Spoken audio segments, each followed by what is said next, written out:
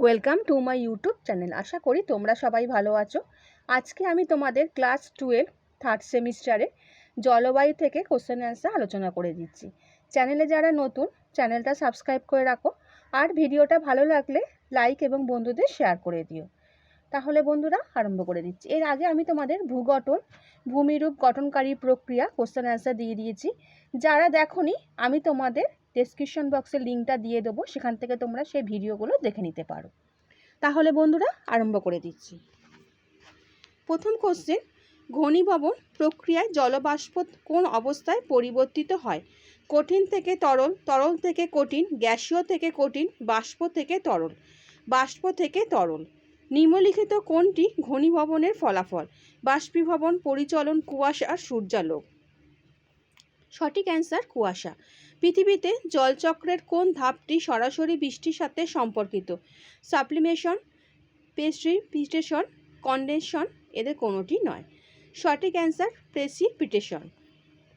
কোন প্রক্রিয়ার মাধ্যমে জল বায়ুমণ্ডলে ফিরে আসে? অর্ধক্ষেপণ, সীমান্ত বৃষ্টি, বাষ্পীভবন, ঘনীভবন। সঠিক অ্যান্সার বাষ্পীভবন। শীতল ভূমিভাগের উপর দিকে উষ্ণ বায়ু প্রবাহিত হলে কোন ধরনের কুয়াশা সৃষ্টি হয়? অ্যাডভেকেশন কুয়াশা, বাষ্পীয় কুয়াশা, উষ্ণ বাতাজ্য কুয়াশা, উপত্যকা কুয়াশা। সঠিক অ্যান্সার অ্যাডভেকেশন কুয়াশা। শিশির তৈরি হয় কোন পরিস্থিতিতে?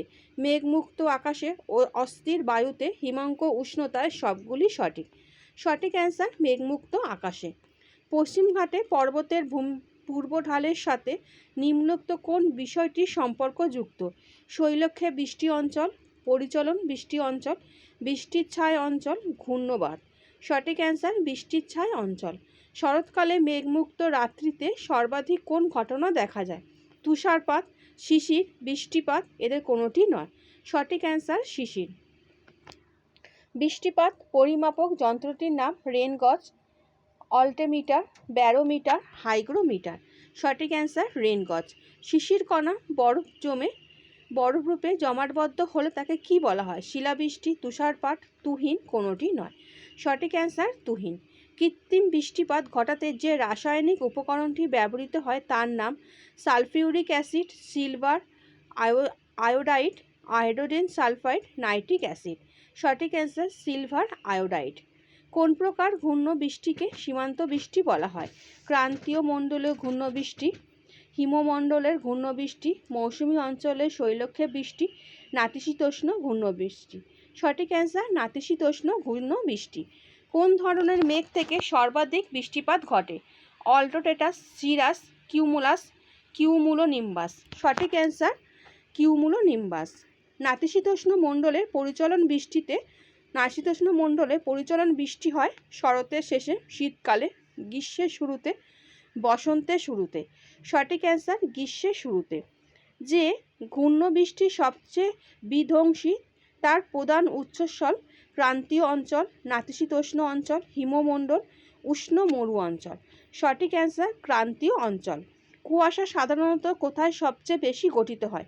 সমুদ্রের ওপরে, নদী এবং জলাশয়ের কাছাকাছি, শুষ্ক মরুভূমির এলাকায়, উঁচু পার্বত্য অঞ্চলে। সঠিক অ্যান্সার নদী এবং জলাশয়ের কাছাকাছি।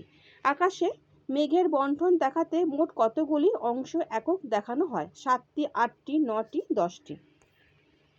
সঠিক অ্যান্সার 8টি। বৃষ্টির সঙ্গে বড় বড় বরফকণা ঝরে পড়লে তা হলো শিলাবৃষ্টি, তুহিন, বরফপুঞ্জ, কোনোটি নয়। সঠিক অ্যান্সার শিলাবৃষ্টি। আপেক্ষিক আর্দ্রতা সর্বাধিক হয় কোন সময়? দুপুরে, বিকালে, রাত্রিতে, ভোরবেলায়। সঠিক অ্যান্সার ভোরবেলায়। কুয়াশার প্রধান কারণ কোনটি? অত্যাধিক তাপ, শিশির বিন্দুর কাছাকাছি তাপমাত্রা, অত্যাধিক বায়ুপ্রবাহ, নিম্ন আর্দ্রতা। সঠিক অ্যান্সার শিশির বিন্দুর কাছাকাছি তাপমাত্রা। বায়ুর আপেক্ষিক আর্দ্রতা প্রকাশ করা হয় গ্রাম এককে, শতকরা এককে, ঘনমিটার গ্রাম এককে, গ্রাম পার কেজি এককে।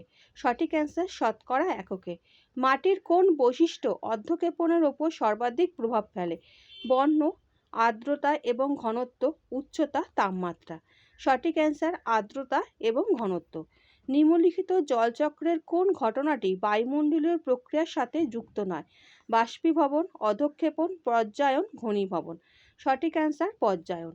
যে প্রক্রিয়ায় জলীয় বাষ্প সরাসরি বরফ কণায় পরিণত হয় তাকে বলে শিশিরাঙ্ক, বাষ্পীভবন, অধঃক্ষেপণ, ঊর্ধ্বপাতন। সঠিক অ্যান্সার ঊর্ধ্বপাতন।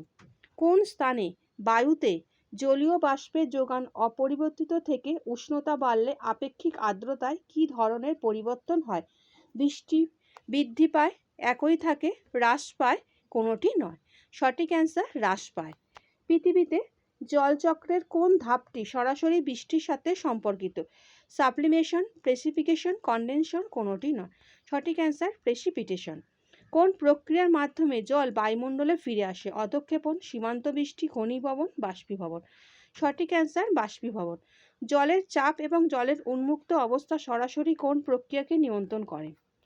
শিশিরাঙ্ক, ঘনীভবন, অধঃক্ষেপণ, বৃষ্টিপাত। সঠিক অ্যান্সার ঘনীভবন। নিরক্ষীয় অঞ্চলে কোন প্রকার বৃষ্টি সর্বাধিক ঘটে? ক্রান্তীয় ঘূর্ণবৃষ্টি, নাতিশীতোষ্ণ ঘূর্ণবৃষ্টি, শৈলক্ষে বৃষ্টি, পরিচলন বৃষ্টি। সঠিক অ্যান্সার পরিচলন বৃষ্টি। অতি ঘন কুয়াশার দৃশ্যমানতা কত মিটারের মধ্যে থাকে? 100, 200, 300, 500। সঠিক অ্যান্সার 500। নিরক্ষরেখা থেকে মেরু অঞ্চলের দিকে বাষ্পীভবনের পরিমাণ ক্রমশ হ্রাস পায়। এর প্রধান কারণ সূর্যরশ্মির পতন কোণ, বরফের পরিমাণ, উচ্চতা, জলভাগের প্রাধান্য। সঠিক অ্যান্সার সূর্যরশ্মির পতন কোণ। অধিক বাষ্পীভবনের কারণে ড্যাশ অঞ্চলে আপেক্ষিক আর্দ্রতার পরিমাণ বেশি হয়? মেরু, মরু, নিরক্ষীয়, মৌসুমী। সঠিক অ্যান্সার নিরক্ষীয়। দীর্ঘ সময় ধরে একটানা হালকা থেকে মাঝারি বৃষ্টিপাতের জন্য ড্যাশ মেঘ দায়ী? সিলোটাটাস, নিম্বোটাটাস, সিরোকিউমুলাস, কিউমুলাস। সঠিক অ্যান্সার নিম্বোটাটাস। একটি জলকোষী কণার নাম হলো লবণ, প্লাস্টিক, কাদা, জলীয় বাষ্প। সঠিক অ্যান্সার লবণ। সমুদ্র উপকূলবর্তী জলবায়ুর প্রকৃতি ড্যাশ? সমভাবাপন্ন, চরম ভাবাপন্ন, নাতিশীতোষ্ণ, অতি শীতল। সঠিক অ্যান্সার সমভাবাপন্ন। বায়ুতে উপস্থিত জলীয় বাষ্পের উপস্থিতি নির্ভর করে বায়ুর ড্যাশ ওপর? চাপের, উষ্ণতা, বায়ু প্রভাবের, এর কোনোটি নয়। সঠিক অ্যান্সার উষ্ণতা।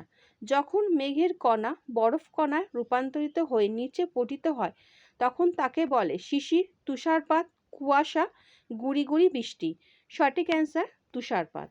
অত্যাধিক বাষ্পীয় প্রস্রবণের কারণে ড্যাশ বায়ুর আর্দ্রতার পরিমাণ বেশি? নিরক্ষীয় বনাঞ্চলে, মরুপ্রায় অঞ্চলে, মধ্য অক্ষাংশীয় অঞ্চলে, সামুদ্রিক অঞ্চলে। সঠিক অ্যান্সার নিরক্ষীয় বনাঞ্চলে। ড্যাশ মেঘ বজ্রপাত ও প্রবল বৃষ্টিপাতের জন্য দায়ী?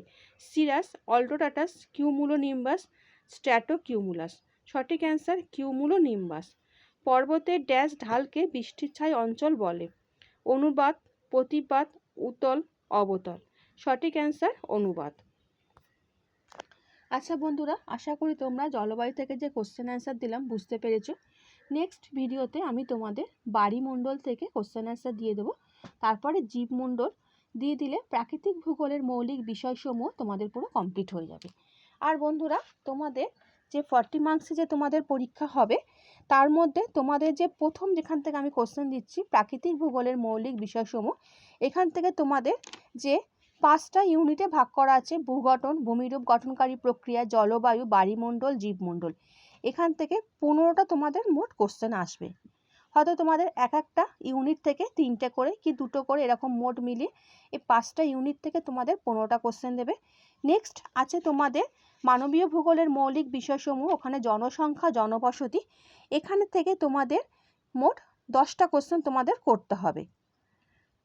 তাহলে তোমাদের হচ্ছে 15, এদিকে তোমাদের 10, তোমাদের এদিকে 10টা কোশ্চেন করলে তোমাদের হয়ে গেল। তারপরে তোমাদের নেক্সট চলে যাবে ভারতের ভূগোল। এখানেও তোমাদের 6টা তোমাদের ভাগ করা আছে। আর তোমাদের নেক্সট এইগুলো সব হয়ে যাওয়ার পর আমি তোমাদের কোশ্চেন অ্যান্সার তোমাদের আমি সাজেশন দিয়ে দেবো। আর ভিডিওটা ভালো লাগলে বন্ধুদের শেয়ার করে দিও। আচ্ছা বন্ধুরা, ভালো থেকো।